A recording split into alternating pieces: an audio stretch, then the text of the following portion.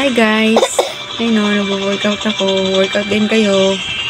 Sarap magpapawis. Ayun o, nagtatayo upo ako. Pero hindi ko akalain na mas intense pala yan, yung workout na yan. Na habang tumatayo upo ka, hindi ganun katayo, mas masakit pala yun sa hita. Unlike din sa squat lang. Oo. Mas masakit pala yun kasi itataas mo pa yung binti mo. Ano yan eh, right side. Yung una. Mas intense pala. Ko akalain. Ayan. Left side naman. Yun o. Tuloy lang. Laban lang. Kasi ginusto ko yan eh. So, dapat panindigan ko. Kasi gusto ko talaga mag-workout. Ano talaga. Ayoko talaga na may taba sa katawan. Kaya ganyan ang ginagawa ko. Enjoy ko talaga yung workout. Medyo tumaba ako ng konti nung hindi na ako, nung natigil na ako pag-workout. So, ngayon, babalik ko ulit. Balik alindog uli ba?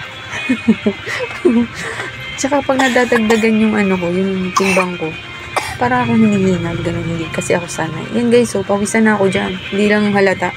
Yan, masasakit na talaga dyan yung mga hita binti ko, pero kaya naman, kahit intense. Oo, kaya talaga, kakayanin.